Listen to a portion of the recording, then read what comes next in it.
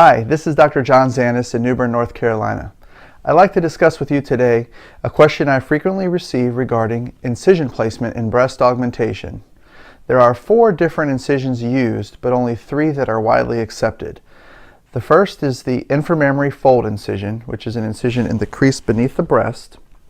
The second is the periareolar incision, which is an incision around the areola through the nipple of the breast. The third is a transaxillary, which is an armpit incision. And the final one, which is not accepted very widely, is the umbilical, or through the belly button. This type of approach is very limiting and does void your warranty on the implants. It is not recommended.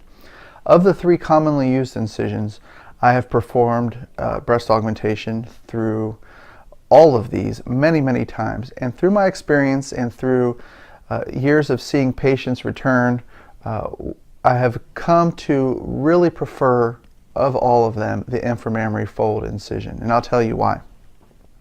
First of all, this incision hides very well. That's always a goal in plastic surgery, is to hide the scar as well as possible. It is in a natural crease of the breast. After a few months, the pink color of that line has faded, and by a year is almost imperceptible. And you have to lift up the breast to even see it to begin with. With a transaxillary incision, which is through the armpit, the goal is to hide the incision, but sometimes it is shown right here on the outside of the chest. And if you're wearing a tank top or a bathing suit or something like that, it's a horrible scar, very noticeable. The other problem with that incision is the access to the breast is a little bit limited.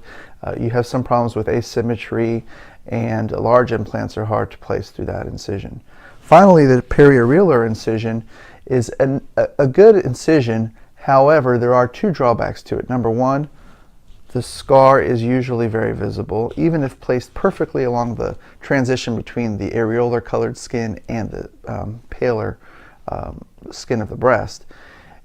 The other problem is nerve sensation damage can be a little bit higher than the other incisions.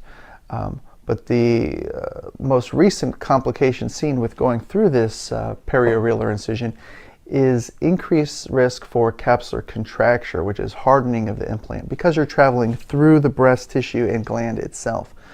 So these are minor differences, and every surgeon will have his or her preference. The important thing is that when you're having a consultation with a surgeon, that they are able to describe to you the reason for their use of a particular incision, what they have found to be beneficial or detrimental from each one, and that there is a well thought out plan and reason for doing what is being done, instead of that's just the way I do it.